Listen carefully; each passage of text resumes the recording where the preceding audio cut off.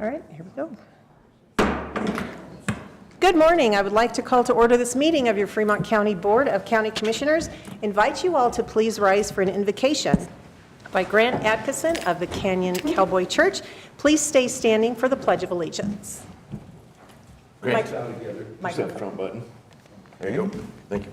Thank you, Dwayne.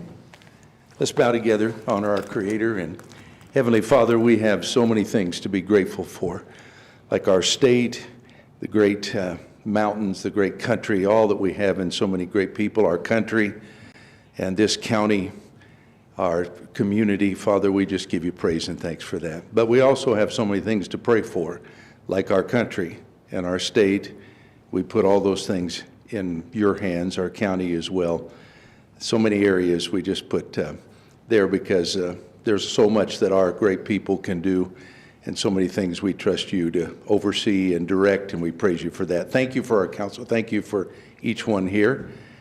And just put our excitement for what you have for us today. New day, new time. We thank you in Jesus' name. Amen. Amen. I pledge allegiance to the flag of the United States of America and to the republic for which it stands, one nation under God, indivisible, with liberty and justice for all. Thank you, Grant. Thank you, Grant. Thank you, Grant. Roll call, please. Commissioner Bell. Present. Commissioner McFall. Present. Commissioner Grantham. Here. County Attorney Bellis. Present. County Administrator Carochi. Present. Planning and Zoning Director Victoria. Present. Thank you, Justin. We move next to the approval of today's agenda. I am not aware of any changes we need to make. Or my Madam Chair, I move to approve the agenda. Use your mic, sir. I don't know why Lenny shuts it off like that. Blame the guy behind the screen. Oh, there you go. Move to approve the agenda. Second. Motion and second to approve today's agenda. Further discussion? Roll call. Commissioner McFall. Aye. Commissioner Grantham. Aye. Commissioner Bell. Aye. Motion carries. Consent agenda. Today, I would like to mention a couple of things. Item number 4 is resolution number 10, ratification of the chairman's signature, adopting the amended on-site wastewater treatment system regulations for Fremont County. Also, we are scheduling one public hearing for our next meeting, which will happen on Tuesday, May 26th, beginning at 9 a.m., but the public hearing itself is scheduled for 9:30 a.m. This is for the modification of an optional premises cultivation site, 14-011 Pure Medical LLC, located at 440 8th Street in Penrose, requesting the approval of modification of premises to expand the existing fence line to increase the functionality of the OPC. So anyone who's interested in that, please come that morning, and we'll give you the opportunity to stand and speak. Madam Chair, I would move for the approval of the consent agenda, including all of those details and resolution number 10 on item number 4 and the scheduling of a public hearing on May 26th at 9:30. Second. Motion and second on the floor to approve today's consent agenda. Roll call, please. Commissioner Grantham. Aye. Commissioner McFall. Aye. Commissioner Bell. Aye. Motion carries. All right, we move next to administrative and informational topics.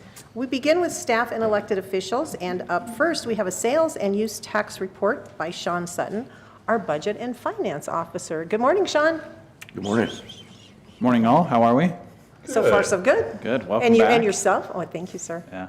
Depends on what you're getting ready to say.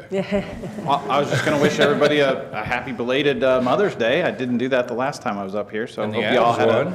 a great Avs won. weekend. What's that? And the Avs won last The night. Avs won so- 5-2. Yeah, lots of good things going on, Pretty exciting including game these last reports. Right, that's night. All right, there you go. So to get started, retail sales tax collection for March 2026, general fund totaled $817,721. That's $20,173 more than 2025. Year-to-date collections $2,212,062, which is $189,013 more than 2025, and we sit ahead of budget by $87,062. The auto use sales tax collection for April totaled $103,233. This is $40,093 less than 2025. Total collections at this point are $427,731, which is $42,154 less than 2025.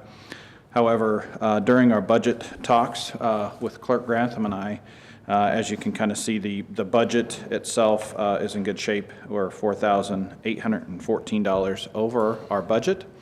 I know that Clerk Grantham typically gives his report the second half. I would assume maybe lack of car sales, maybe global economy, fuel costs, all things probably are weighing into people making the decision to purchase those new cars, which typically happen with tax returns. So more to come on that. Obviously, we'll continue to monitor that throughout the year, make any adjustments that we see fit. So. Lodging fund for March.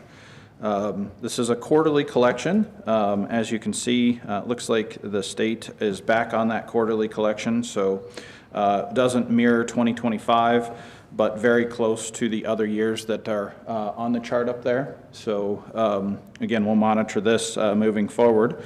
So the numbers are a little off when comparing 25 to 26, but we should catch up sometime around June or something like that. Sean, did we ever hear why the state was doing that? Did they have an intern in front of a computer, or? I did not get that response, no. I think it was a change in their software, and that timing just happened, and once they kind of got rolling back up, you can kind of see that it did catch up in June, and through the rest of the year was okay, but I think it took them a little bit longer with that software to get it just right. Right. So, collections in April 2026 totaled $44,657. This is $44,633 more than 2025, with that little caret or note out there to the side. Total collections to date are $63,886, which is $53,392 more than 2025. Still a little bit behind budget, but as we speak, this really follows our trend with tourism. So we're going to monitor this one pretty close too.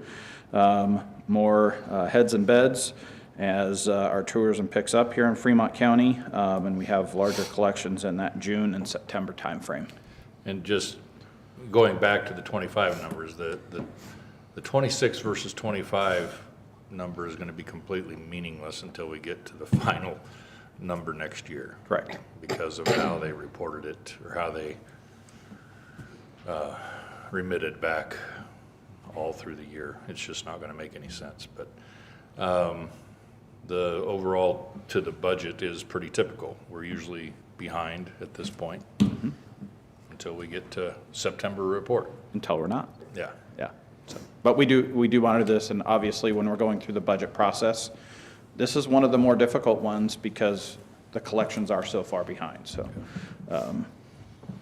I don't know. And 2025 was just, as you can see, total number-wise, I mean, it was up significantly from every year that I've tracked or been here. So might be a little bit down year with other factors, lower water levels in the river and different things, but we'll just, we'll monitor this and give you guys updates as they come through to me. Thank you. Yep. Sheriff retail sales tax collection. This is for March 2026, $545,147.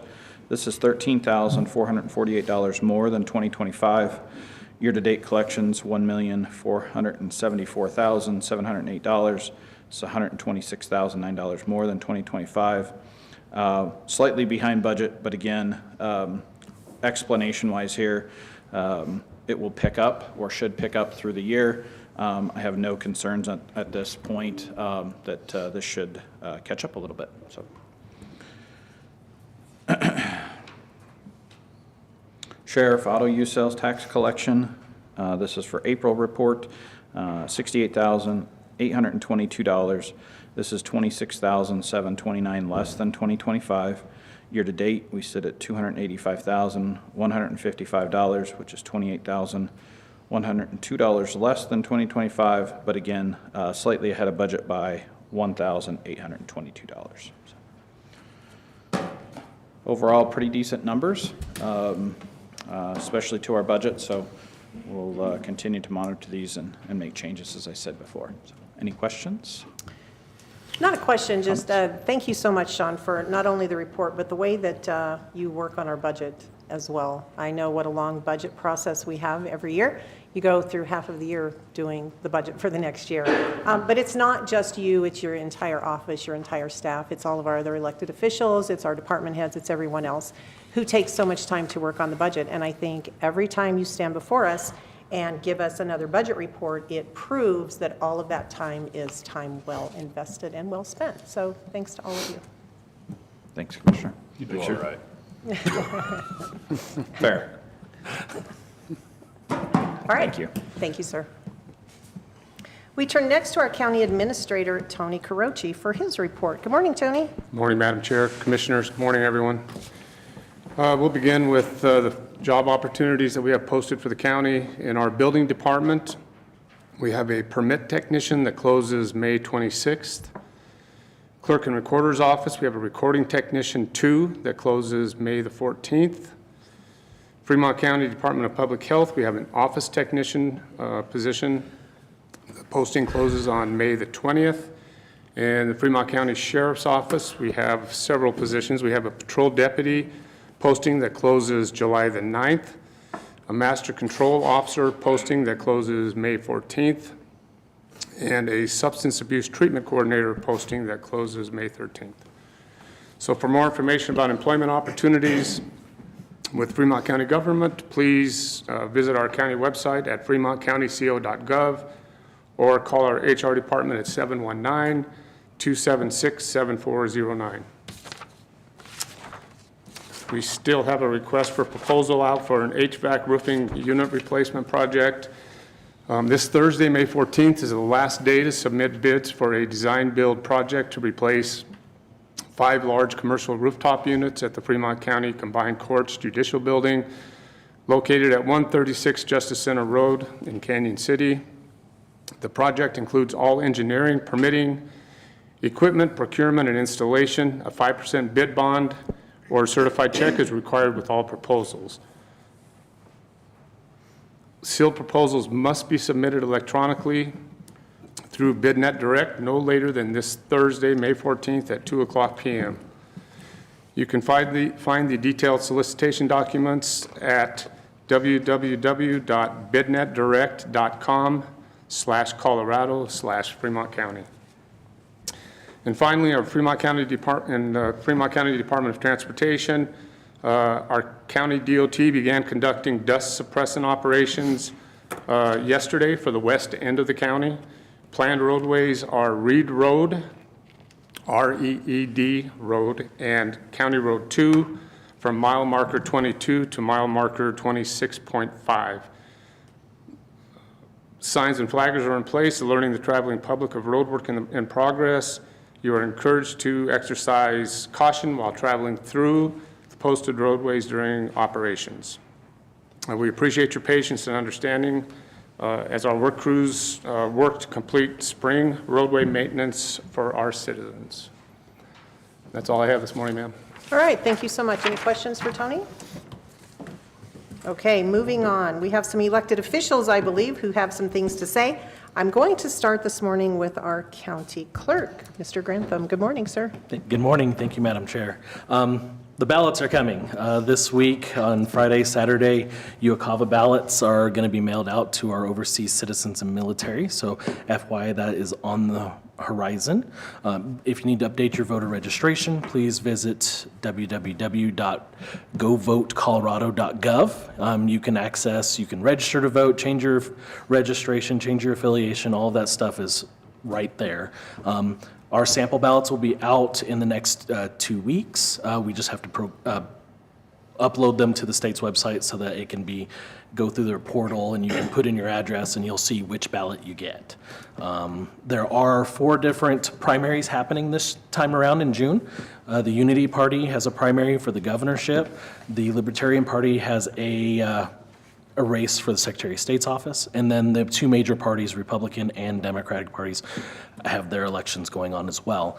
If you are an unaffiliated voter, you will be mailed 2 ballots, the major parties for the Democratic and Republican ballots. If you want to vote in a Unity Party or Libertarian Party primary, you must come into the voting center when it opens, and you can request that ballot then. Those ballots will not be mailed out to unaffiliated voters.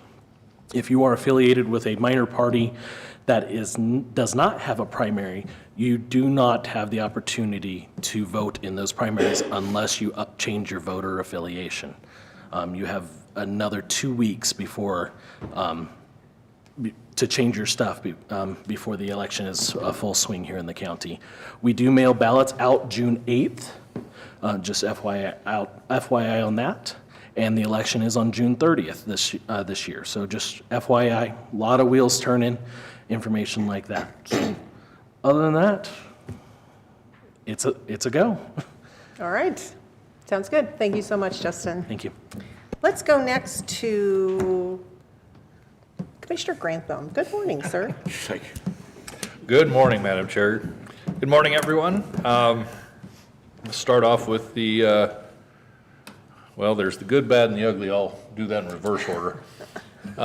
Start with the legislature. There is some good news coming out of Denver.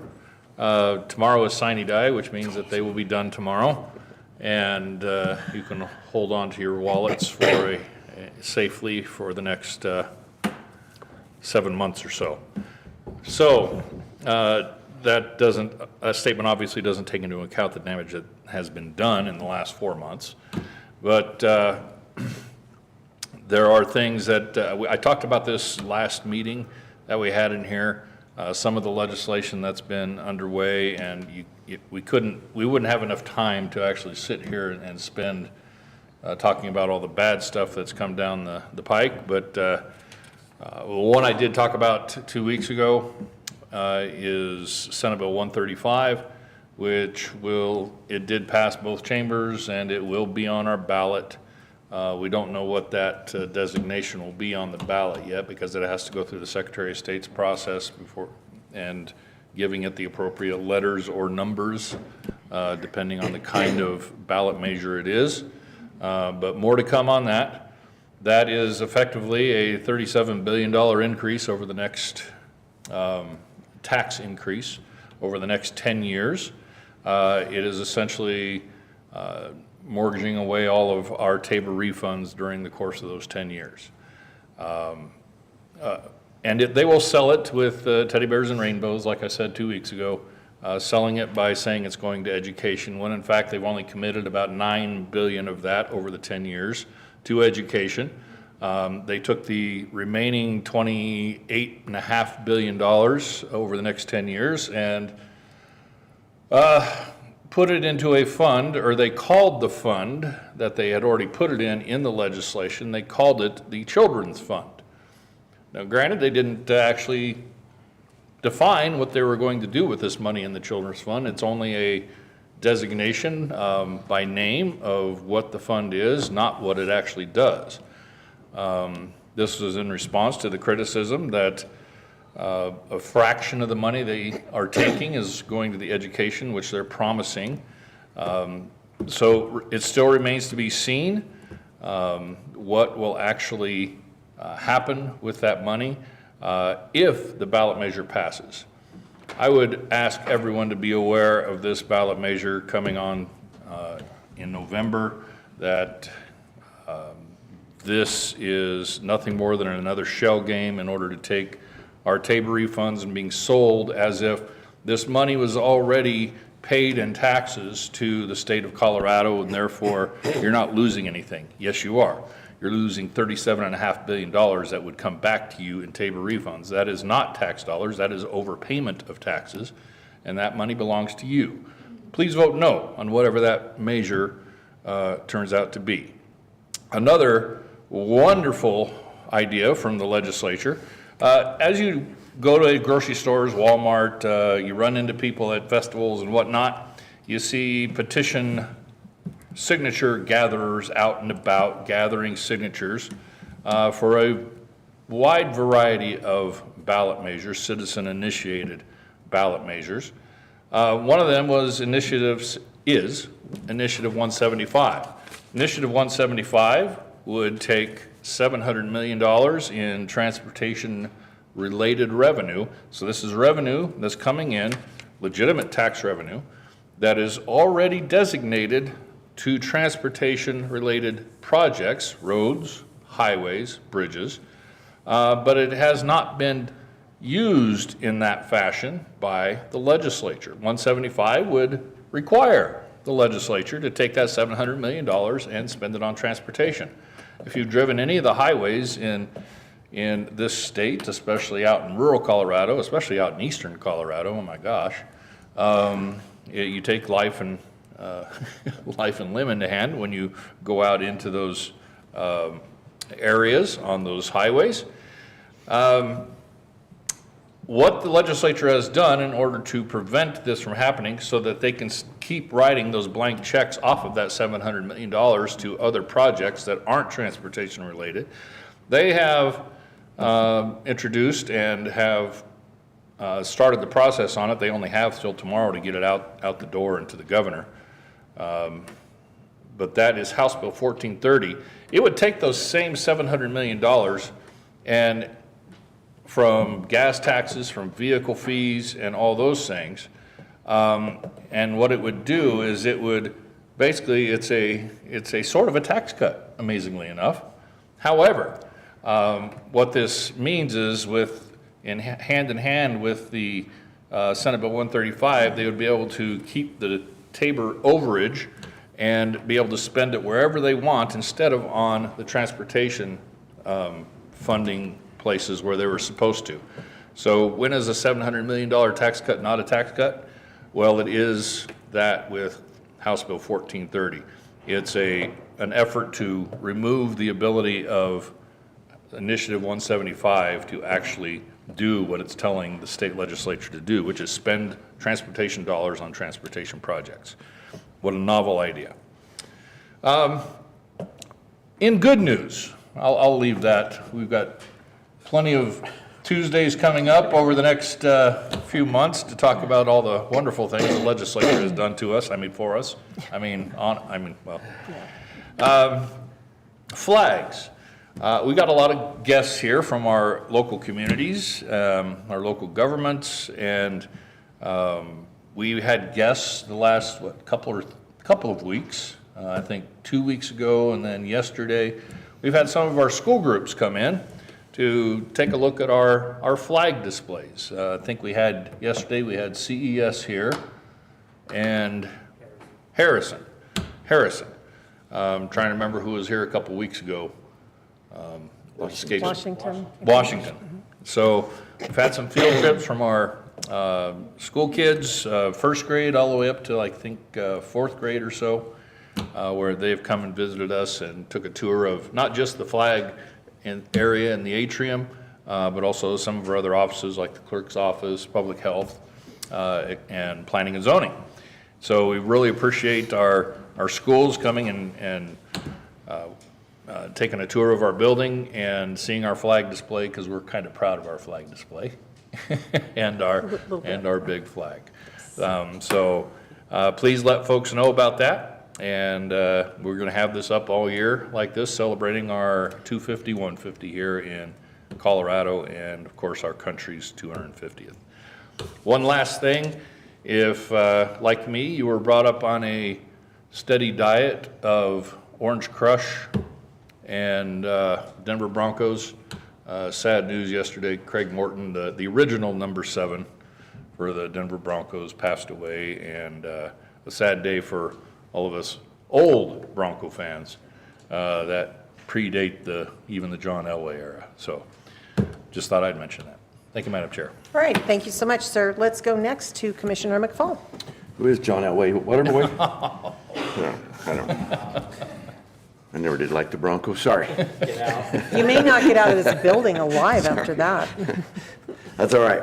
Well, along with watching the state legislature and taking positions on that through Colorado Counties Incorporated and ourselves locally, we also take part in National Association of Counties.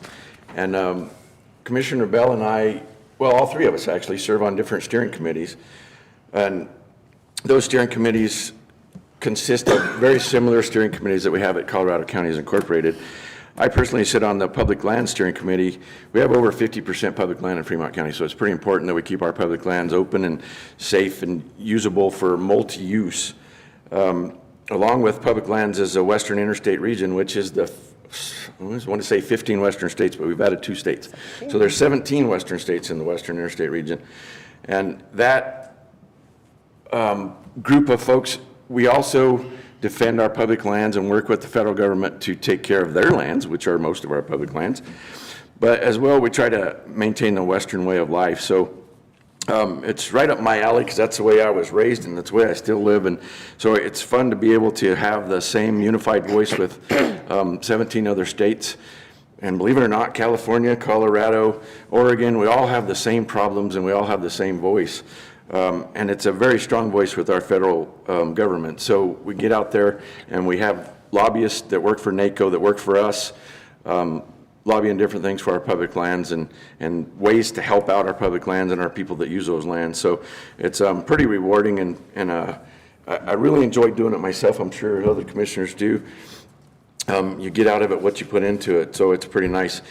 Speaking of public lands, if you don't know it, we're still really dry out there. Here's my typical speech. You know we're going to be talking about this much later on in the agenda. I do know we're going to be talking about it. But we do have, we've had a little bit of moisture that came in the last week or so, which is great. The long-range forecast still does not look very good. So we are going to have a bunch of speakers here in a minute from all 4 water districts in the county.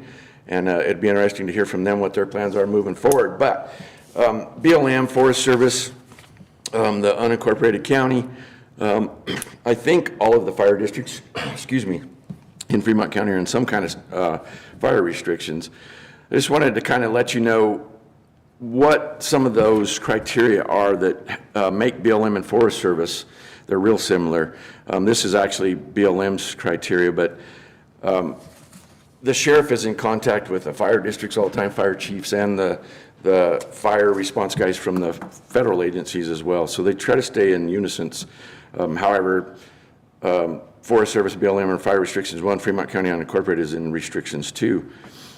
But some of those restriction guidelines are 1,000-hour fuel moistures contain less than 12% or less.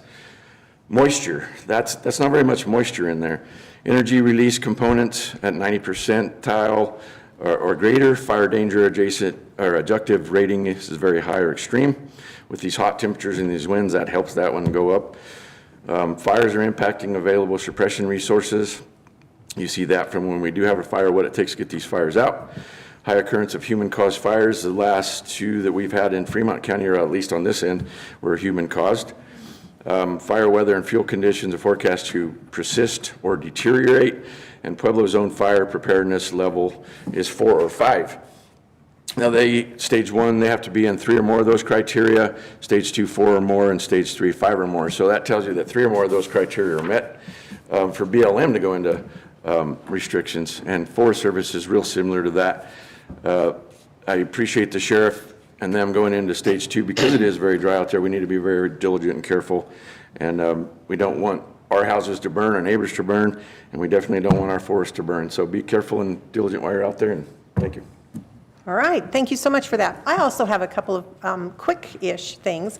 First of all, what Commissioner McFall did not mention to all of you is during the Western Interstate Region Conference held last week that we both were able to attend, he was actually elected and sworn in as the Western Interstate Region President for the next full year. And so congratulations to you, sir. It actually is quite an honor to have a local person here from Fremont County, Colorado, representing those 17 westernmost states at a national level. So did you have anything that you wanted to say about that particular? I guess not, I didn't say it. But no, it's an honor not to just represent Fremont County, but Colorado and those 17 western states on a local level and or on a national level, and have that unified voice that I talked about, and being able to do that. So I appreciate the mention and congratulations on that. It is a big honor, and I appreciate it, and it's going to be a fun, busy year. Thank you. It is going to be busy. I can vouch for that. Last week, during the conference. So the steering committee that I belong to is Agriculture and Rural Affairs. I was able to attend a couple of really interesting workshops last week. The first one that I attended had to do with disasters and disaster declarations. So I'm sitting in this room with all of these people from the 17 western states, and I'm hearing fire, flood, fire, flood, fire, flood, fire, flood, fire, flood. And I finally said, I got something to say here. So they called on me, and I said, I think it would behoove us all to remember and recall that there are a lot of different kinds of natural or other types of disasters that are not necessarily a fire or a flood. And that gave me the opportunity to talk about two that we've had in recent years that are very unusual for most. The first was a cyber attack on Fremont County. That absolutely was a disaster for us here, declared as such and dealt with on a lot of different federal levels. The second one, of course, was the return to nature disaster that we had in Penrose with the mortician storing bodies in a way that he should not have been storing bodies. And so I'm telling these stories and looking around the room, and people are saying, wow, it can get worse than fires and flood. So it was kind of interesting to be from Fremont County and to be able to have those conversations. I also was able to attend a fire recovery tour for the Lahaina fire that happened in August of 2023. Not sure who all might remember that, but probably most of you would. In one day, 2,200 structures were burned on the island at one time. 1,880 of those were homes, leaving 320 of those as businesses. It destroyed the entire downtown business. There was not a single one left standing.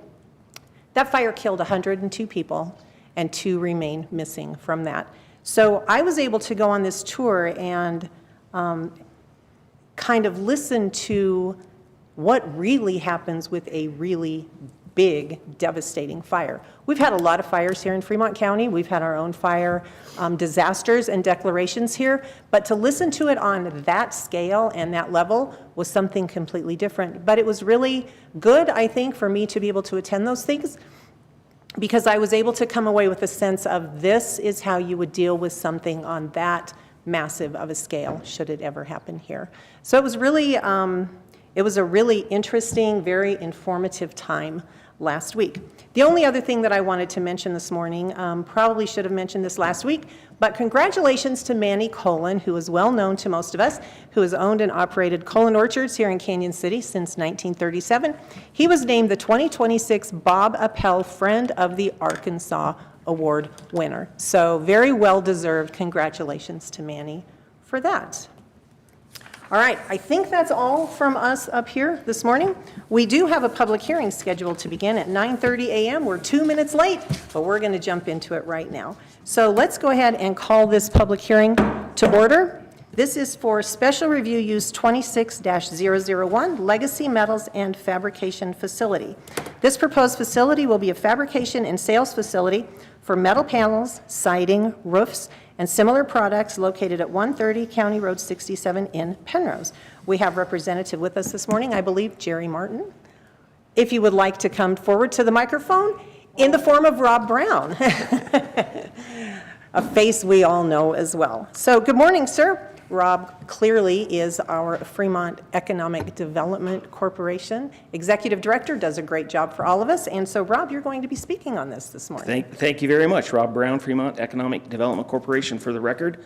I came a little early and I paid my license plate fees, so I think I single-handedly balanced the budget. It feels that way, doesn't it? Everything should be totally good from that point going forward. I just wanted to do a brief introduction for Legacy Metals Center. Been working with them for an extended period of time, and I wanted the citizens of Fremont County to rest assured that it done the appropriate background work, vetted this organization, and they have a very significant and solid project that they're bringing before you this morning. So that's the primary reason that I wanted to speak first. So in 2020, as we all know, the world changed, but maybe not in the way that you think. Legacy Metal Center chose Fremont County to bring their business, and they started operations that year in the Airport Industrial Park. And if you've visited the Airport Industrial Park anytime recently, you will see that one shining example above all others in the area, and that is the Legacy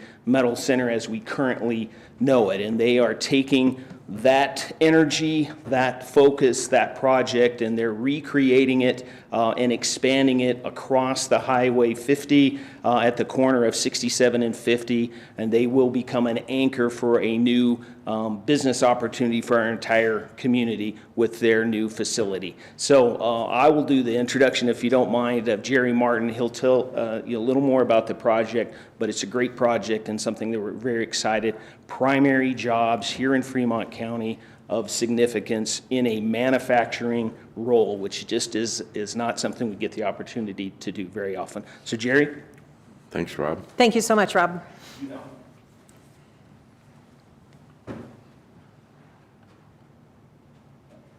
Good morning, sir. Good morning. Thanks for being here this morning. I just have a brief statement to read. First things first, our two owners are here, Enos and Noah Miller. Good morning. They're the ones that started the company back in 2020. But as Rob said, we're a Colorado-based company founded in 2020. Our new facility is an important next step for us. We've outgrown our location, and that goes back to we outgrew our original location. We bought the property next to us when it came available. So with two properties now, we've outgrown those. So we did buy approximately 120 acres across 50 from where we're located. And we propose to build our new 60,000 square foot facility on one of our 37 acre parcels. We're hoping, I guess I should just read this instead of getting off track. We're hoping to show everybody that we're committed, not only to Fremont County. You know, we didn't just go purchase the land that we needed for our next step. We purchased it for our location here forever. We currently employ 20 people. And with this project, we're hoping to create additional jobs as we continue to grow as a company. We believe this project is a meaningful investment in our business and local community. We're committed to quality, service, and being a good neighbor. And we want this facility to reflect those values. Thank you for your time and consideration. All right, thank you. Questions for Mr. Martin at this time? Not yet. All right, let's turn to a staff report. We have with us this morning our amazing Mr. Victoria from the Department of Planning and Zoning. Good morning, Dan. Good morning, everyone. So we have SRU 26-001 for a special review use permit for Legacy Metals. The subject project proposes to improve the currently vacant land with a 61,316 square foot building that will contain offices, a conference room, a break room, and a metal fabrication shop and material storage area. The proposed facility will be a fabrication and sales facility for metal panels, siding, roofs, and similar products. The facility will be open Monday through Friday from 7 a.m. to 4 p.m. in the winter and 4:30 a.m. to 4:30 p.m. for the rest of the year, with the change in operating hours occurring at daylight savings times. The facility is expected to have 25 employees and 10 to 20 customers per day. On average, the facility will receive 3 deliveries per week from 18-wheelers. Additionally, the facility will send out 2 of its own delivery trucks each morning that return in the evening. Roll forming machines, forklift operation, and loading operations will take place within the building and will not create a significant noise or vibration outside of the building footprint. The location is 130 County Road 67 in Penrose. For background, the lot is a 1,619,650 square foot parcel, 37.18 acres, zoned business, and is currently vacant land with 0% lot coverage. If the proposed use is approved, it'll have 3.8% coverage. For operation, the requested hours of operation are going to be that Monday through Friday. Daylight savings time, 6:30 a.m. to 4:30 p.m. Standard time, 7 a.m. to 4 p.m. Employees, they anticipate having 25 employees. Customers, 10 to 20 per day, with deliveries approximately 3 per week. The current zoning of the property is business. To the north, it is zoned residential 3 and the land use is vacant land. To the east, it's residential 3 and vacant land is the use. To the south is the industrial park with industrial uses, and to the west is a business lot that is vacant. Estimated traffic count per day is 146 trips per day, and that factors in employees leaving and returning for lunch. Number of access points will be 1. This property is not located in a floodplain. For water, they will have a cistern for bulk water. Sanitation, they will have an engineered OWTS system. Electricity is through Black Hills Energy, refuse Twin Enviro. They'll use propane. For lighting, they'll have dusk to dawn floodlights for security purposes. They're proposed on the outside of the building. Special care will be taken by the owner to ensure the floodlights do not illuminate areas off of the property, especially along the south side into the Highway 50 right-of-way. Parking and loading areas are not proposed to be lit by parking lot lighting as business hours correlate with daylight hours. However, the security floodlights are proposed for off hours and would provide adequate lighting for the parking and loading areas if needed. Parking, since the vast majority of the proposed building will be fabrication equipment, in metal storage, a variance for this section is requested. It is proposed to provide 1 parking space for the maximum number of employees at any given time, plus which is 25, plus 10 standard customer spaces. It is also proposed to include 2 ADA spaces, both van accessible, and per section 5.05 DII.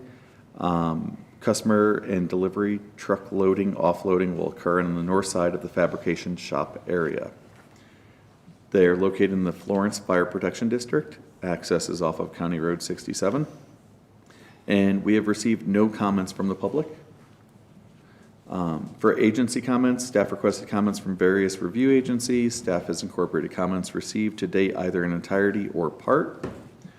FCDOT, driveway access will need to be hard surface to match the existing grade to protect the county hard surface shouldering. FCDOT requests an annual roadway impact fee of $478.24 to be reviewed annually to update costs with market prices. And roads built within the planned location will not be maintained by the county. The Fremont County engineer, their drainage plan appears to meet all Fremont County regulations. The Fremont County Building, Environmental, and Health Department, OWTS design appears to be large enough to accommodate this facility. The department reserves the right to review the OWTS system in a more realistic environment once plans for this project are submitted. Fire protection plan, they have approved the cistern size based on the proposed reception and office area. They did send this out to the FAA for a notice of proposed construction or alteration, and the status was determined that this project will be no hazard. So that's really good. The applicant has requested 2 waivers, one from parking. Per section 5.05 of the Fremont County Zoning Code, the proposed use of this site most nearly aligns with the industrial use category of fabricating. Per this section, the minimum number of spaces required is the greater of 1 per 300 square feet of floor area up to 100,000 square feet, or 1 per employee on maximum shift. This would have required this use to have 205 parking spaces. So there's one of their waivers. A little excessive, perhaps. It was a little much. For screening, that's their second waiver. The applicant would like to request a variance from Fremont County Zoning Resolution Section 5.04, which requires screening along the north and east boundary of the property line. The justification for this variance is that the property to the north is currently vacant rangeland. Additionally, the applicant owns all parcels to 8 Mile Creek to the east. Granting this variance would allow the applicant more flexibility in further subdividing their property without the risk of removing newly constructed fencing or mature trees in the near future. So with all of this being said, for recommendations, having found the application is in compliance with the requirements of the Fremont County zoning resolution, staff recommends approval of this special use permit application with the following contingencies or conditions. Waivers, number 1, parking. Staff supports this waiver. Regulations require 205 standard spaces and 11 ADA for this square footage. The applicant's proposed employee slash customer parking spaces seem adequate, and they do have an overflow parking area, which is detailed on the site plan, which the overflow parking area is 20 by 298, or an additional 33 spaces. So they are accounting for any additional vehicles that may be there. Waiver number 2 that we support, staff supports this waiver for screening. Fremont County Zoning Resolution Section 5.04 requires screening between commercial or industrial uses and agricultural or residential zonings. This business is 796 feet from the east property line and approximately 431 feet from the north property line. Screening would have little or no effect to screen the business at these distances. So we support waiver 1, waiver 2. There are no contingencies, and the only conditions that we would recommend would be the hard surface driveway access to match the existing grade of County Road 67, and the annual road impact fee to be collected by the Fremont County Department of Transportation of $478.24. And when this was presented to the Planning Commission on April 7th, they recommended approval with the staff recommended waivers and conditions. That's all I have. That's it? Thank you, sir. Any questions for Dan? I got a couple of questions and a comment. All right. One, we need to look at our regulations and see why it takes 205 parking spots for something like this. I could get it if it's a big box grocery store or something, but it's something we can look at. Absolutely. 2 is just kind of a comment, the FAA, with the airport being across the road and us being 90-some% grant funded through the FAA, they have layers around the airport airspace that cannot be obstructed or anything, and a lot of that is the height of a building. The further you get out, the higher a building can be. And these guys are in compliance. There's no, what did they say? Hazard. No hazard, right? So that's a good thing. Thanks for doing that. But it's kind of interesting because those circles of airspace do go quite a ways out from the airport, so it impacts a lot of area there. So it's easy to stay under those levels, but thanks for doing that. And the last thing I have is, since the building department would like the ability for the OWTS to look at it in a more real situation once this is planned, shouldn't that be a condition or a contingency? It can be permitting with the building department on the appropriate plan once it gets a submittal has to happen either come way. through with that, There's right? no way for true. them to get their building permit without doing this process. So we can add it if you want, but either way it's covered. No, that's true. It'll come through with the building permit. And other than that, it's a long, we have 208 pages, but it's a clean application. It's a good application. Thanks for the work on that. Absolutely. All right. Questions? Comments? Just on the parking, just to make sure we're clear on the, when we start doing motions here. Obviously, the waiver of the total, the 200 and some odd and 11 ADAs. I think what it says on page 5 is that the site plan is going to have 1 per maximum number of employees plus 10, plus 4 or 2 ADA. 2 ADA. 2 ADA. Plus an overflow area being shown for an additional 33. Okay. So 10 for customers, 25 for employees, and that includes that, or no, and then there's the 2 ADA plus the overflow lot. Okay. So the waiver is for the 205 spaces. Right. Okay. That's it. That's it? Okay. Yep. I would just like to also talk about the parking for a moment. I agree with Commissioner McFall that maybe it's something we do need to look at in the future. But I would just like to say to the Department of Planning and Zoning, thank you for understanding the requests that they're making and for being logical about this and being able to come here today to this board and to this meeting and say that really doesn't make sense. So this is what the department is recommending. So I just want to say thank you for that. Thank you. All right, this is a public hearing, and Commissioner McFall has something else I he'd do. like I to have say. one more question, and I think somebody will have to address this one, but it looks like there's one entrance, one exit, right? Correct. I assume that's going to, will you come to the mic, please, so that they can hear you online, too? We have millions of people watching today. I assume that's going to be a fairly wide access so that there's, if there is that much traffic and trucks. Correct, it's 2 lanes. It'll Okay. be 24 feet wide. Okay. That's what I needed. Thank you. Is that it? Yep. All right. This is a public hearing, so at this time, I would invite anyone to the microphone who would like to speak for or against this plan.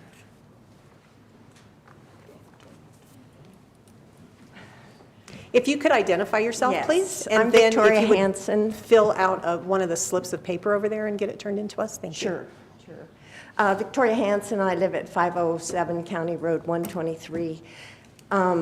I might have made a protest. I've visited with you before for various things. But I only saw the sign up in the past couple of weeks, and we pulled over, had to have our blinkers on so we could read it, because it's fairly small print, so we would understand. That's why I wanted to come today to find out if I needed to protest or not. I live about, as the crow flies, probably a mile away. As I drive, it's about 2 miles. But I can see the stoplights there. I've lived there since 1972, so I am concerned about a development. I don't know, I'm glad that you mentioned the sound, because that was the thing. Another was, my question was about chemicals, but it doesn't sound like they're manufacturing. It sounds like you're rolling and cutting and stuff. But sound is a concern. Lights are a concern. And I think I heard you say 120. Ma'am, if you could address us, and we will allow the applicant the opportunity to come and speak, but you need to address this board, please. I haven't done this before. Thank you. You're fine. I thought he said 120 acres, and then I thought you said 37 acres. So I just wanted to clarify that. Is it 37 acres? It's that corner lot that they're building on? So it's going to be fairly close to the roads? Yes, ma'am. So it is the 37 acre lot that they are building on. However, they own a total of 137 or 120 acres in that area that join. But this project in front of us today is only for this 37 acre tract. And then, I mean, a 61,000 square foot building is huge. It's the lot. So is that, is that going to come up as information later when they get the building permit, or is this it? So it's right by the highway? So this is a site plan showing its location, and if it gets approved today, or this application gets approved, the building permit would not be something that would be brought back in front of the public. Okay. And then just finally, there's an industrial park. They're already there. How come they're not staying there? Thank you. All right, thank you. Anyone else? Any comments, questions? Come forward, please. I'm John Wilson. Good morning. Canyon. And I'm Shelley Poole. We are their neighbors, the closest neighbor that is around. And I've had that property of mine since 1978. So I know what's come on and what's not, and what that ground is materializing to. And it's desolate ground. There's no water to irrigate. I think what the Millers is doing is a fantastic deal for Canyon City, because they're going to do nothing but bring more people in here for utilizing it. But I'm 100%, and so is Shelley, for the Millers.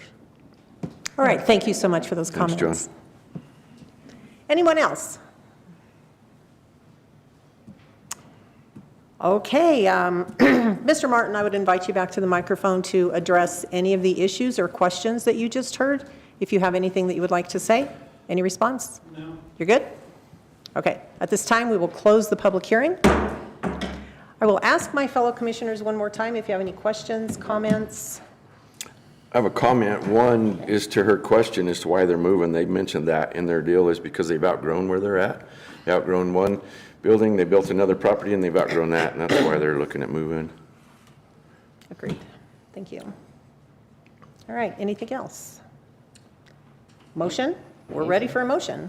Whoever wants to do it. All right. Madam Chair, I'll do it.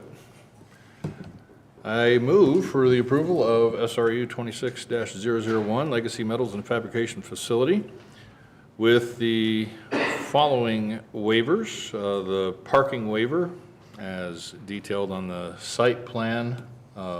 This is a waiver from the current requirements in our code, and parking to be done according to the site plan. And the waiver for the screening. Also included in this motion are the conditions for the hard service driveway access to match County Road 67 and the inclusion of the annual road impact fee of $478.24. Second. All right, I think you got it all. Good job. First time. All right, we do have a motion and second on the floor to approve special review use 26-001 for Legacy Metals and Fabrication Facility located at 130 County Road 67 in Penrose. This motion does include the waivers as mentioned and the conditions as mentioned as well. I think we're ready to vote. Anything further? Yeah, thank you. Just, again, thank you guys for your clean application. Thank you for your business out there. I'm glad to see that it's growing. The price of metal these days is kind of surprising, but good luck to you guys and thank you. Anything else? Ditto on that. I appreciate you guys and what you do for the community and what you're getting ready to do for the community. This is a reminder that when we have vacant pieces of ground, that there's no guarantee that they stay vacant pieces of ground, and when they are developed, we call that progress. And so this is a good thing for Fremont County, and appreciate you guys being at the forefront of it. So thank you guys. Yeah, I would chime in with that as well. The application looked great. Very nice job on that.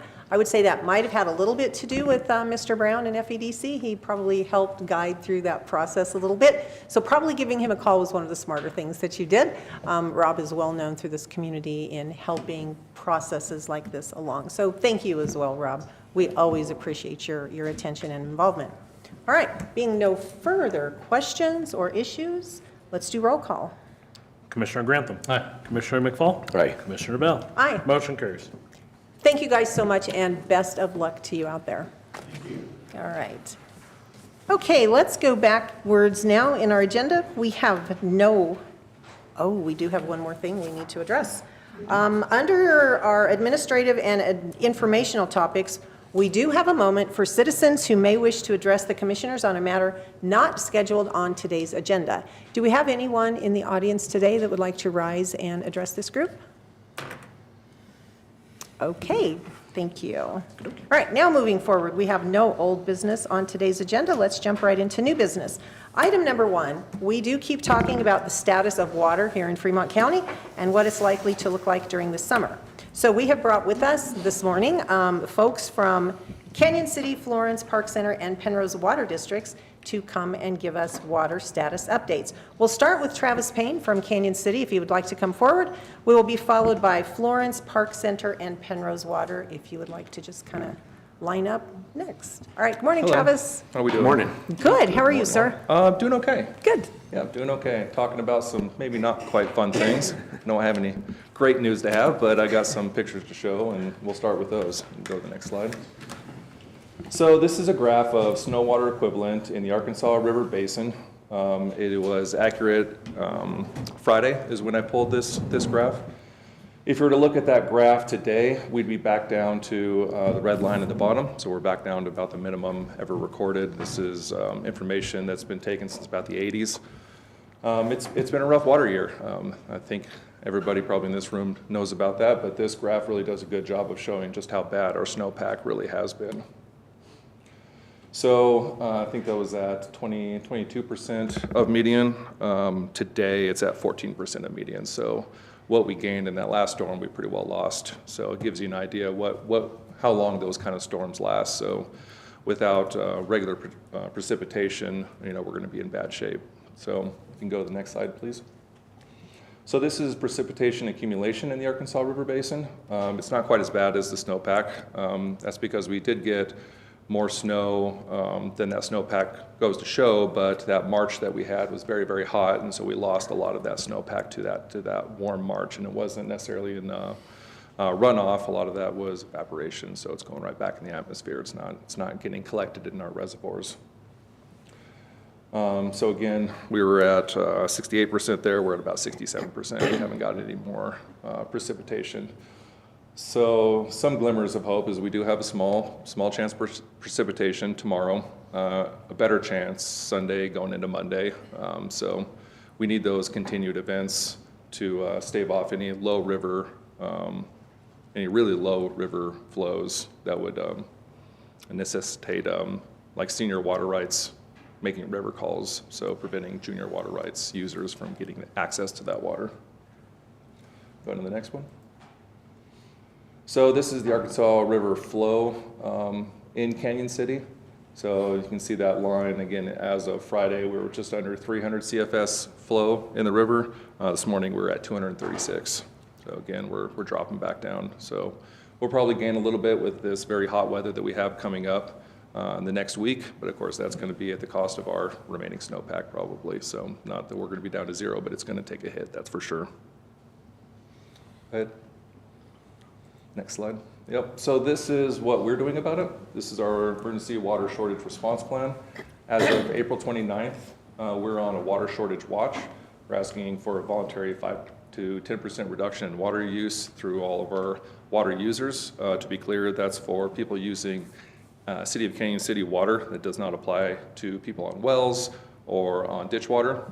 When we're talking about this plan, we're talking about people on Canyon City water. So some high points there, watering maximum of 3 days a week, customer's choice, new grass seed or new sod is discouraged, right? Probably not the best year to be putting in a brand new lawn.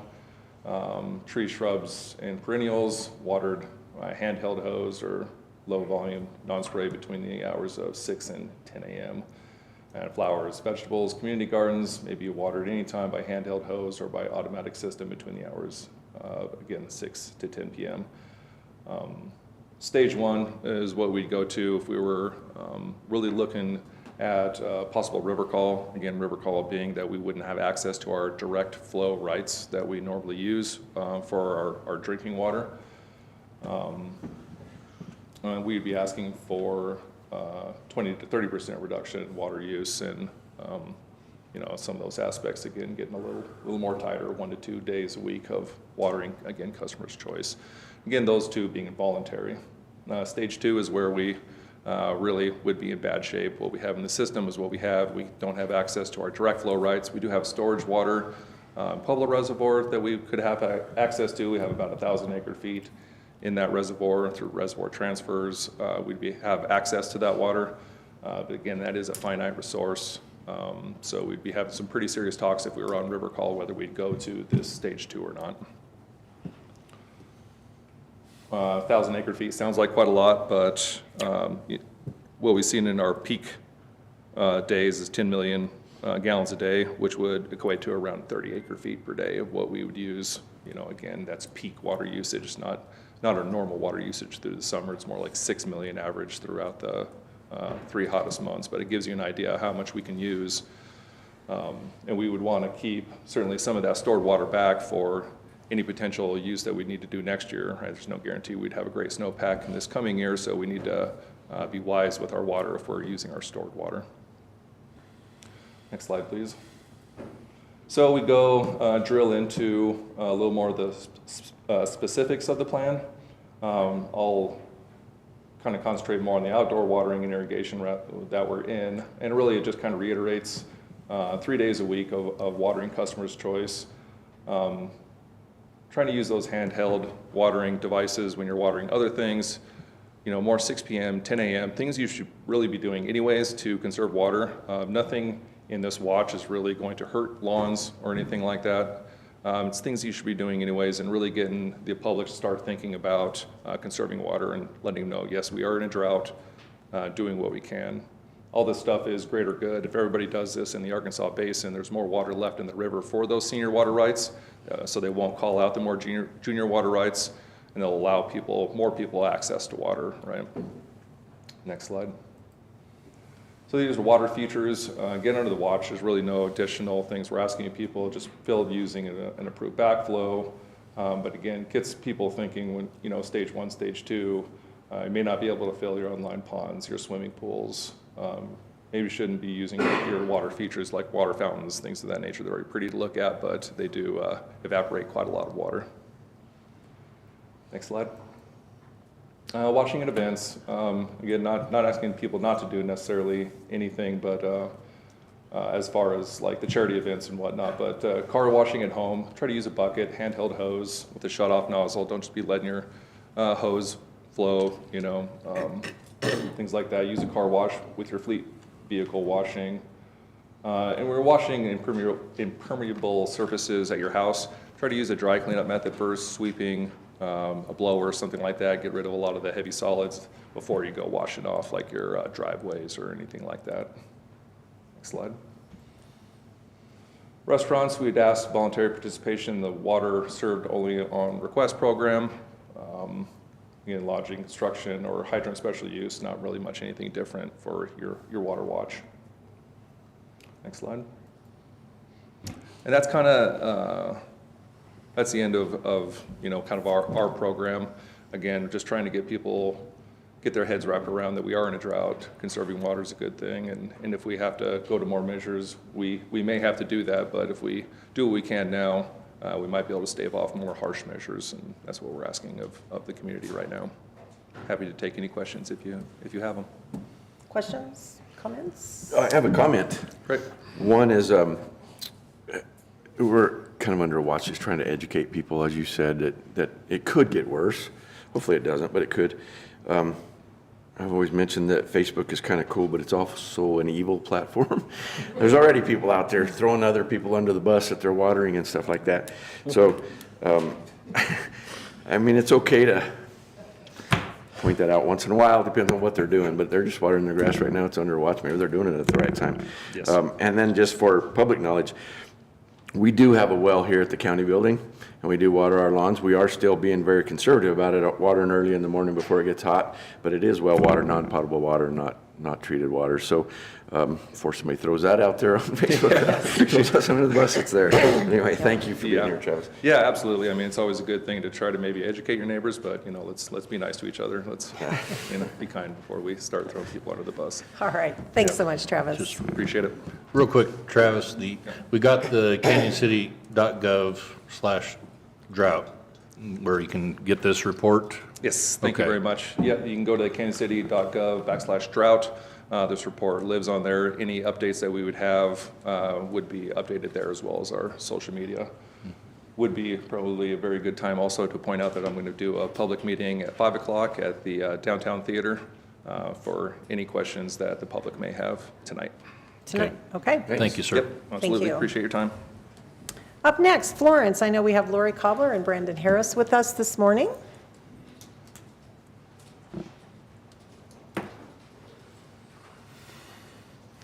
Good morning. Good morning. Good morning. Morning.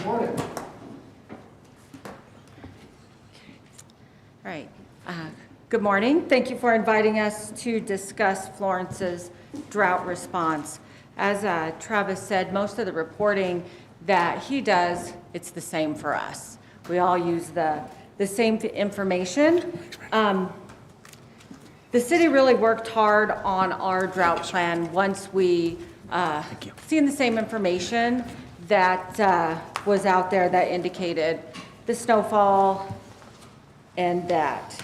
So what we wanted to do is we wanted to ensure that our drought response plan was very specific to Florence's needs, Florence's water rights and storage. So we really took a lot of time to look at triggering events and very concrete reasons to set those levels. So as we did that, we kind of went back in history to look at the previous drought plans to determine what has changed, what worked, what did not work. And what was easy for the citizens to understand, what was easy for compliance, and then, of course, conservation. So as we did that, we really have to appreciate the past city leaders and where they got Florence to now with the water rights, the storage, and all of that. That was really some forward thinking. Even the water treatment plant that we have now is conservation. So we really have to appreciate those past Florence leaders for this. It's like they were forward thinking into what could happen. So as we put the plan together, we went to council April 6th, got our drought plan approved. We just actually had our drought response town hall meeting last week. So we have communicated, we have it on our website as Canyon does with any updates and so forth. What is that email address or that cityoflorence.gov. Cityoflorence.gov. Cityoflorence.gov. We also have them in town all over, at the senior center, the library, and we will print a hard copy for anybody that asks for it. I keep it in my notebook. All right, so I'm gonna let Brandon, we are in level 1. Ours are all around water rights and call rights. We are talking about conservation and that minimum usage for our citizens. So it's getting everybody to use that minimum amount that's allowed, 3,500 for inside, 5,000 for outside of city limits. So they get used to that. So it's all about getting them ready for those levels that might come, that might cost them more. So how do we conserve now so we don't have to get there later? So I'm going to let Brandon Harris, our regional water superintendent, discuss the ins and outs of it. Thanks, Lori. Thank Morning, you, Lori. Brandon. Good morning. So our drought plan is similar to Canyon. It's tiered. We have 4 levels. Each level is triggered by a priority call date on the river. That's significant in its own because of the amount of water that's being called on the river. So stage 1 is, the priority call is March 5th, 1984. And for level 1, that's a really junior call on the river. But when we're in level 1, like we are now, our main goal is educating our customers on conserving water and with different tips and methods. Like we suggest watering lawns only when needed, or every 2 or 3 days and at night, instead of watering during the day for evaporation reasons. We are pleading for people to look out for leaks or drips, leaky faucets, running toilets, and dripping swamp coolers, and get things like those fixed because they can accumulate and be bigger portions of water in an extended period of time. So level 1 is mainly about education. Our goal is to decrease usage by 20% in level 1. Level 2 is triggered by a priority call of May 15th, 1874 on the Arkansas River. At that point, different conservation things come into play. We are in level 2, water lawns and landscapes on designated days. So even numbered addresses will water on Sunday, Wednesday, and Friday. Odd number addresses will water on Tuesday, Thursday, and Saturday. Stage 2 is also where we have a rate increase for excess usage. Lori mentioned our base amount of gallons is 3,500 gallons for inside users inside the city and 5,000 for out of city. So the increase for The rates will be on anything above that. So if you want to continue to water your lawn and go above your 3,500 gallons, you're going to pay for it. Unfortunately, monetarily is one of the best ways to enforce, force some restrictions, I guess, if you will. Again, unfortunately, hitting people's wallet is one of the best ways. So, level 3 has a trigger date, priority call date of December 30th, 1863, which I believe is the Canyon City Waterworks priority date. At that point, things are getting real bad. So no watering of golf courses except for greens and tee boxes once per week. And again, only between the hours of 7 p.m. and 7 a.m. So any watering of landscaping and lawns or greens and tee boxes will be done at night. No watering of parks or cemeteries. We've already made the decision between Lori and myself that we are, even though we're only in stage 1, we are changing our parks to watering at night and only 3 days a week, even currently in stage 1. We want to show that we're doing as much conservation as possible as a city as well. And then, of course, stage 3, we cut all watering of parks and cemeteries altogether. No filling or refilling of residential or commercial pools. Our city pool will still be in operation at level 3 until it runs out of water, because we won't be able to refill it. So no operation of outdoor fountains or waterfalls. A lot of this you've heard from Travis's presentation, so it's very similar stuff. No at-home car washing. Restaurants will only serve water upon request instead of bringing it to your table from the get-go. Water hydrant use permits are canceled altogether at that point. So we have some big commercial users that fill up at hydrants, and we rent out hydrant meters for construction purposes and whatnot. All of that will be ceased. So no more hydrant usage unless it's for fire, of course. A 100% rate increase for the usage over the base gallons, so prices will double at stage 3, and in stage 4 they will triple. Now stage 4 is triggered by a November 30th, 1861 call, which is the Union Ditch and Florence's diversion works call. So if we're being called out, then things have gotten bad, because Florence has the oldest municipal water rights on the Arkansas, and if we hit stage 4, then Colorado's out of water, or at least the Arkansas Basin. So again, through this whole drought plan, our main goal is educating our customers and the community on conservation, to be good stewards of our resource that all of us need in Fremont County and even further downstream. So if we can, come together as a community and reduce the amount of use, then some users downstream that have more junior water rights that haven't been able to pull the amount of water they need, maybe they can get a little drinking water as well. Florence in particular, like Travis mentioned, we have some project water stored in Pueblo Reservoir, and it sounds like we're a small step away from being approved to be able to get some of that water released from upstream. So that's one thing that is on the plus side of all this, as well as our storage. We do have 2 reservoirs and 380 some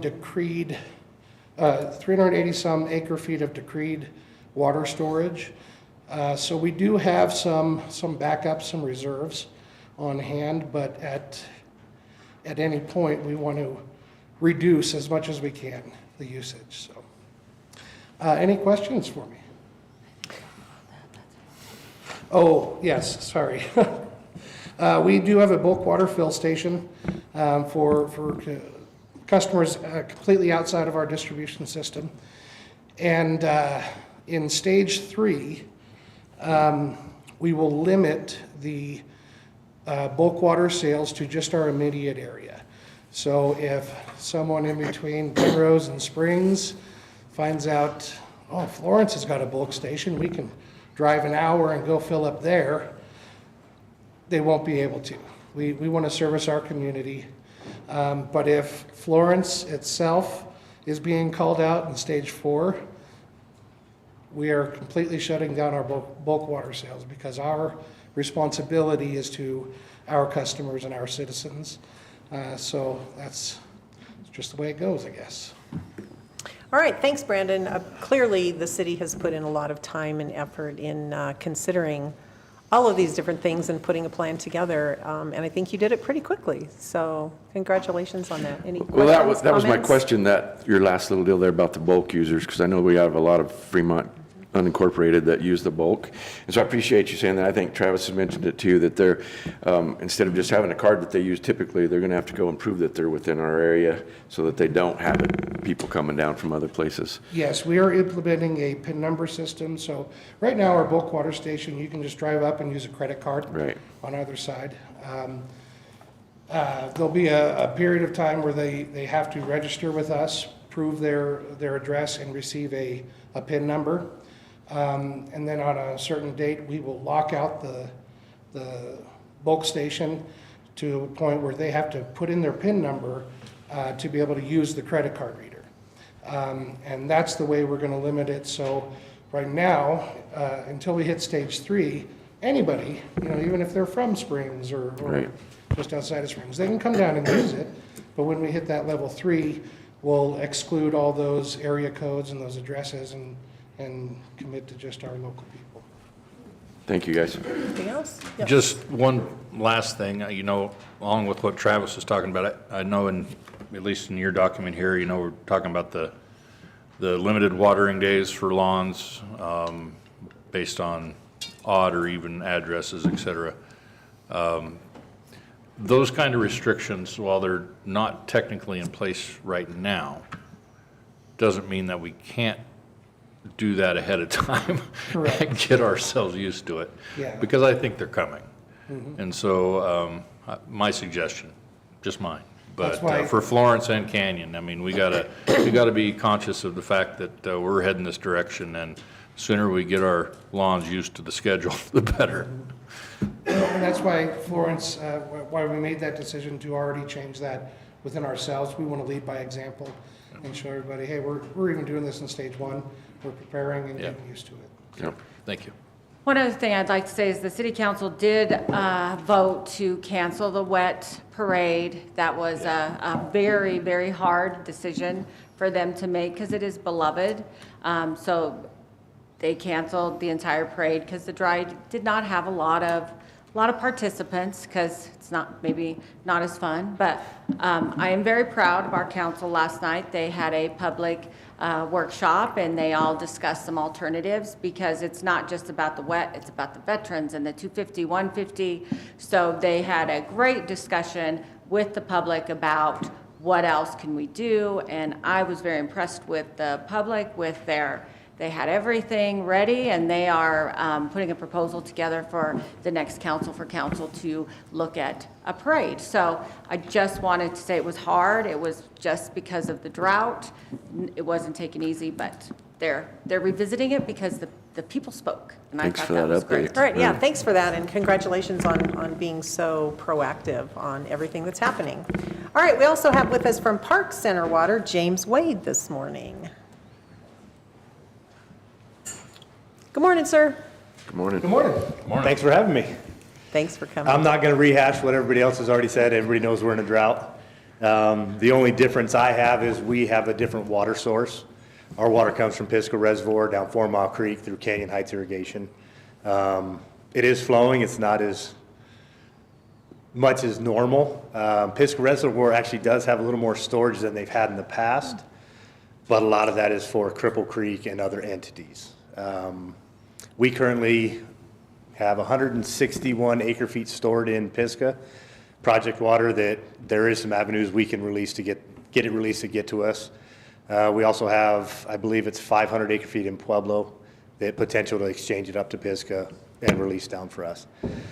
The only other variable we have is the Park Center well owned by BLM. Currently, it's not operational.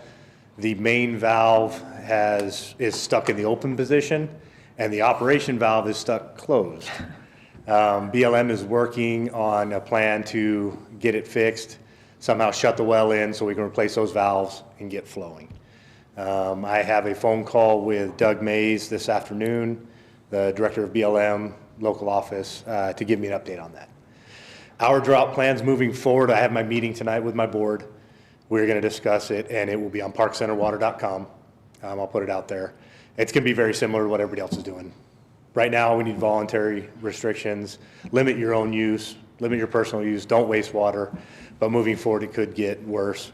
Just like the city of Florence in the past, before my time, we put in drought rates, where if you're using over 12, 13,000 gallons, you're going to pay quite a bit more for it. And that's really the only avenue we have to limit people from using water is their checkbook.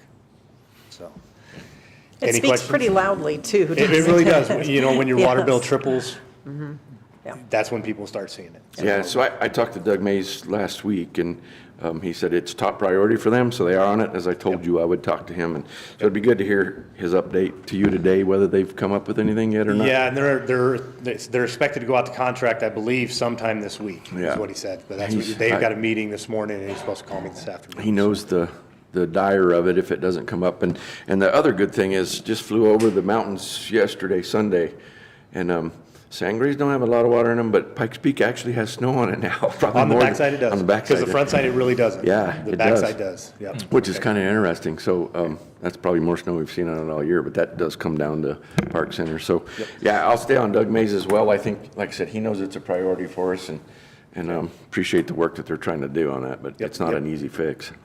It's not an easy fix. There are some options, freezing it, some other options. The good side of it is they want to fix it right and make it so if in the future it happens again, it's a lot easier to fix.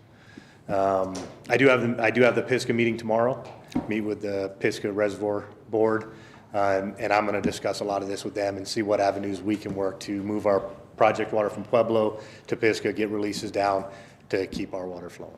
Good deal. But in the next couple days after my meeting tonight, if you go on parkcenterwater.com, you will see a drought update and our listings for our drought. Thanks, Wade. All right, thank you, sir. Thank you. Thank you, sir. And we have saved the very best for last because this is my hometown of Penrose. So we have with us this morning Charlotte Norman from Penrose Water. Good morning. Good morning. Good morning. Good morning, Chairman Bell and everyone else. And thank you very much, Commissioner McFall, for setting this up for us. You bet. My real purpose in wanting to be here today was to try to get all of us, all of the water providers, as much publicity as we can for the situation that we're in, and to maybe coordinate a little bit with how we get the news out. Just like everyone, we have a plan in place. It's the basic ask, tell, require, multi-stage approach. We are currently under voluntary curtailment, and our 18 highest users who are probably less critical to health and safety in our community, these would be things like greenhouses.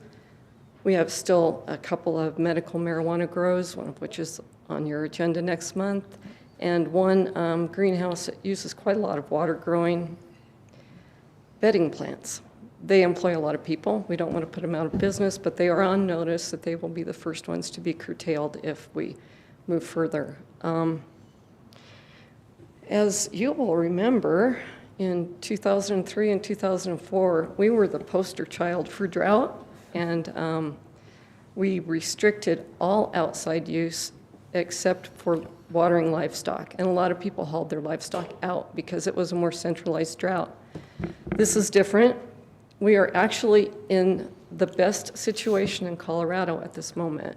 we are temporarily out of drought from this last storm. But Ski Country USA and the headwaters of the Arkansas are in exceptional drought, as is an awful lot of the West. So this is just the beginning. We are going to have to all come together. We are in a much better position. We have a different situation on our main supply from Beaver Creek, and we've bought and brought water rights into the community from the Arkansas River. We own storage that is terminal above our water plant, and we also have storage in Pueblo Reservoir. So the big thing is communicating with people. So far, we're mostly trying to do that through the evil social media and not reading comments back and Yeah, forth. don't read the Just comments. putting information out and not reading the comments. We're doing that both on Facebook and on Next Door Neighbor.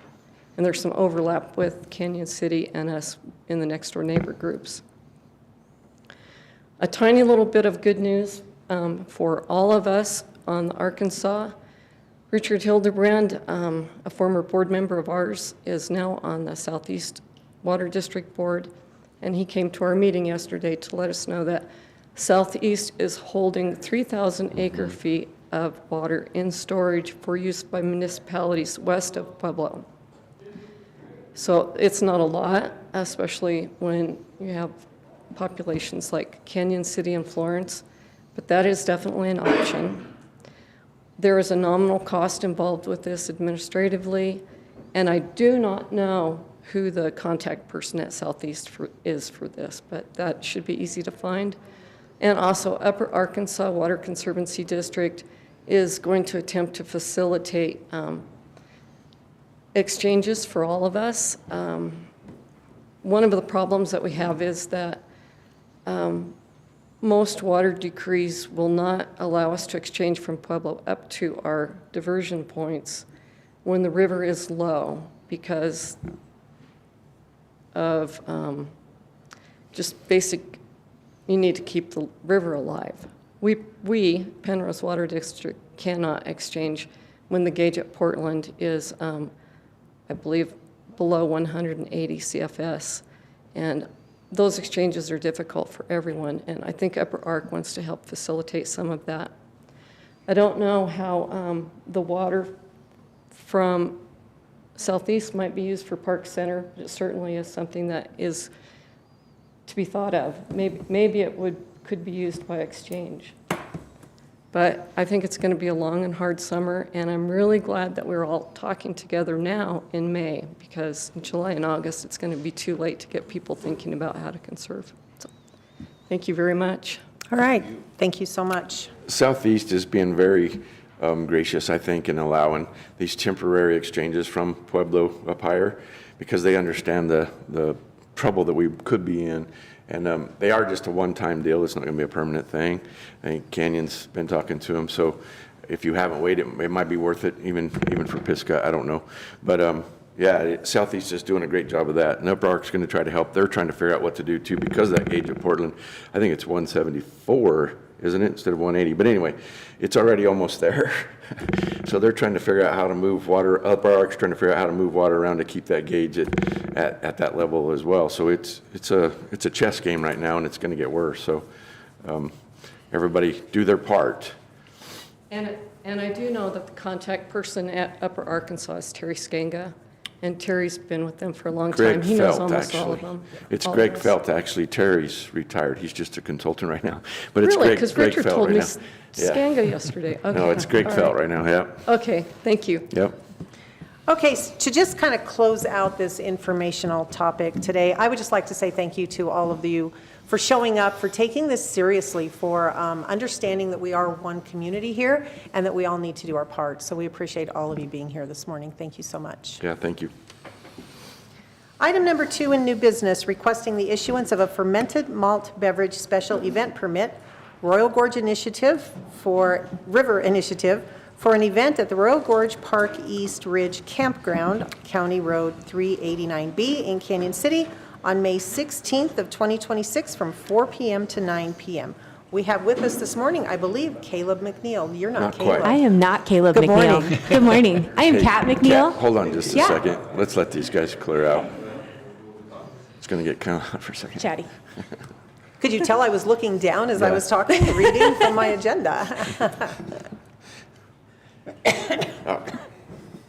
Okay, Hi. good morning. Good morning. My name is Kat McNeil. I'm Caleb McNeil's wife. I am also a member of RG Rio, so still holding their place. I'm sorry I did not get to you to tell you that I'm the representative today for RG Rio. Caleb is a firefighter in Castle Rock, and he's on shift this morning, so I'm in his place. I am here today, thank you for having me, by the way. I'm here today to request a special event permit for fermented malt beverage for an event we have at the Royal Gorge Campground this coming weekend on Saturday, May 16th from 4 to 9 p.m. We will be serving just beer, and we have a fenced-in permit area that is about 50, I think it's up here, yeah, 50 by 30 feet, roughly, obviously. We have a single point entry on the southwest corner. That we'll be checking IDs at that corner. We'll have a TIPS trained, certified server for that, who will be preventing over-serving and also checking IDs, and we'll have bracelets to identify who's actually of age for receiving alcohol. Leave you anything to add? I'm pretty disappointed right now. That's the only question I ever have for you. You Oh, no. already answered Nailing it. it. Keep going. Okay, good. That's good. We're doing good then. You're doing great. And the permit area is controlled by snow fencing, so we'll have T-posts and fence it off with snow fencing, and it really is like one entry, one person can fit through it. And I think that's all that I have, unless you have questions for me, which maybe I've already answered. Good job. Questions, anyone? No comment. Can we use this video of you to Yeah, train other To applicants? train others. Gotcha. Answer that question. Yes, exactly. I like how you've extended that permitted area, though. Used to be, it was a lot smaller. Yes. And it was kind of hard to keep people contained, for lack of a better way to say it. So thanks for extending that. That's Yeah, a good deal. absolutely. Yeah. All right, you. we are going to go next to a staff report, so let's turn to Sammy from the clerk's office. Thank Morning, you. Sammy. Good morning, thank you. Oh, where did my paper go? So the Royal Gorge River Initiative Organization turned in the application on February 26th, meeting the 45-day requirement. Along with the application, they turned in the required supporting documents and the appropriate check. I sent the reports to the Public Health Department and the Sheriff's Office on March 2nd, and both returned with recommendations for approval. The entire file was then given to County Attorney Bellis on March 25th. After his review, he also recommended approval. The applicant then posted the public notice at the campground on April 21st, more than 10 days before the meeting. So after a complete review of the application, the clerk's office recommends approval. Thank you, Sammy. Any questions, comments? Got a motion? How about a motion? I move to approve the fermented malt beverage special events permit for Royal Gorge River Initiative for an event on Royal Gorge Park, East Ridge Campground, County Road 389B, Canyon City, Colorado 81212, on May 16th, 2026, from 4 p.m. to 9 p.m. Second. All right, it has been moved and seconded to approve this fermented malt beverage special events permit with all of those other things as listed. Further comment? Let's do roll call. Commissioner McFall. Aye. Commissioner Grantham. Aye. Commissioner Bell. Aye. Motion carries. Thank you, Kat. Good luck with your event. Thanks. The final item of business we have this morning is a temporary use permit request for number 26-003, the Royal Gorge Rumble. It's for a Colorado High School Cycling League to host an interscholastic cross-country bike race at the Royal Gorge Ranch and Resort from October 9th through October 11th. And I know this is Vicki Meyer with us this morning. It is. Good morning. And I don't really want to follow up behind Kat because you may have questions after I'm done. Well, I'll tell you what to say if you don't say it. No, I'm just kidding. Good morning. Thank you for having me. My name is Vicki Meyer. I am a local resident to Canyon City, and today I'm here as a representative of the Colorado High School Mountain Bike League. I've been working with them for about 12 years now. I stood in front of you here last year asking to approve a temporary use permit for a first-time ever high school mountain bike race here in our local community, and it was an overwhelming success. We had 300 hours donated volunteer time by our community members to support an event. Our biggest challenge is always getting enough volunteers. We did not have a problem in our community. I'm proud that all of our local businesses up on 8 Mile were sold out that weekend on a time that's typically very low for tourism. Our campgrounds, our restaurants were very busy. Even competing that weekend for space with the the Rim to Rim run that weekend, I know that was a concern with traffic on the same road both that weekend, and we didn't have issues. This year, we're not competing with them. That race will be the week before ours, so that's a positive this year. But I am here to ask all of our participants. We had 850 high school kids racing over 2 days. They all receive a survey, and their coaches do too. And overwhelmingly, they said, please, can we come back to Canyon City next year? We had a lot of comments from the kids that this was their favorite race of the season. Congratulations on that. That's pretty impressive. We were so proud to showcase what Canyon City and our community has to offer. They are now coming here on other times to use our trails and stay here. So it went well, and I am here to ask for approval again this year. It will be October 9th, 10th, and 11th. We will have 50 high schools, about 850 kids, a lot of them different than last year. So I'm here to ask that your approval on the temporary use permit for this October. All right, thank you. Any questions for Vicki at this point? Not. All right, let's turn back to Thank Director you. Victoria for a staff report. Thank you. Here we have TUP 26-003 Royal Gorge Rumble. It's going to be located at 1337 County Road 3A in Canyon City. It's for the Colorado High School Cycling League. Obviously, Vicki just presented, and the consultant, or the applicant was John Hutchinson. The request is approval of a temporary use permit in the Residential 3 and Rural Highway Business Zone District for a cross-country mountain bike race on October 9th, 10th, and 11th. The event is scheduled to take place at the Royal Gorge Ranch and Resort. They'll host approximately 20 to 30 teams, 400 student athletes per day, and expected 1,200 spectators over the 2-day period. For background, August 26th of 2025, the Board of County Commissioners approved a temporary use permit for this event. The High School Cycling League had great success, no complaints or concerns. Nothing was received after the race. So it went off without a hitch. It was pretty good. That's pretty impressive. It is for that many people. Yes. So the project name, obviously Royal Gorge Rumble, description, cross-country mountain bike race, general location is 3A in the Royal Gorge Ranch and Resort. Event dates, setup day will be October 9th, and then race days on the 10th and 11th of October. Hours, 6:30 in the morning to 6 p.m. Signage will only be within the property. Refuse is handled by Twin Enviro. Crowd control will be Ace Security and Safety. Potable water will be by Geem Trucking. Sanitation, 16 chemical toilet portable toilets, 1 ADA, and 3 hand washing stations. For a concession plan, Peaks and Pita's food truck, which is fantastic. There'll be no street closures. Parking will be contained within the property, and insurance was provided, so proof of insurance is good. Canyon City Fire Protection District asked that one individual be designated to be in charge of receiving, interpreting, delivering, and taking appropriate action for local emergency notifications. Fremont County Department of Environmental Health, they've already pulled their chemical toilet permits, so that was issued. Fremont County Transportation wants them to ensure that they do not block any roadways, that they make sure the line of sight for vehicles and pedestrians is not impeded, and that any trash out in the roadways be cleaned after the event.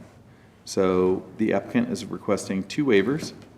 One, the roadway impact analysis, which is a waiver we granted last year, and the surety bond, which is also a waiver we had granted last year.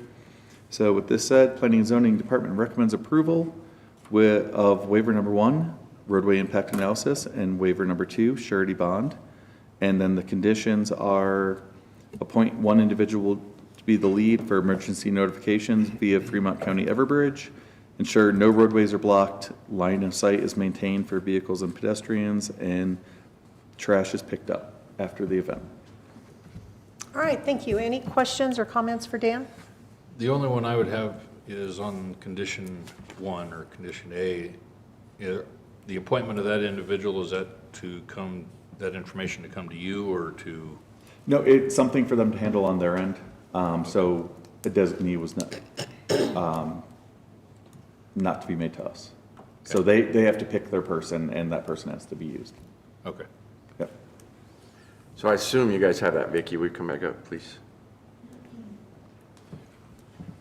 My role with the high school league is safety, security, so that Everbridge, I'm already registered, and I'll be that point of contact. Thank you. Thank you. Condition met. Anything else? You want a motion? I would first make a quick comment that I'm going to say, first of all, the application itself, again, very well done. So congratulations to you, to John, whoever was involved in putting it together.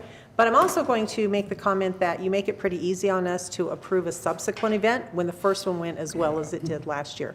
With that many people, with zero negative comments, no criticisms, no problems at all, it's pretty amazing. So thank you for that. Yeah, I just kind of want to add to that. And last year it was with the Rim to Rim, and there was a bunch of people up there. I was at the Rim to Rim and coming out, and there was no, I was worried about kids riding their bikes down the road, but they can't. They've got to stay off of them and us are on the trails, which is a good thing. And yeah, so congratulations on all that and have another good year. All right, this chair is prepared to accept a motion. Well, all righty then. I would just add to those two things. We always like it when people make our job easy. So thank you. True story.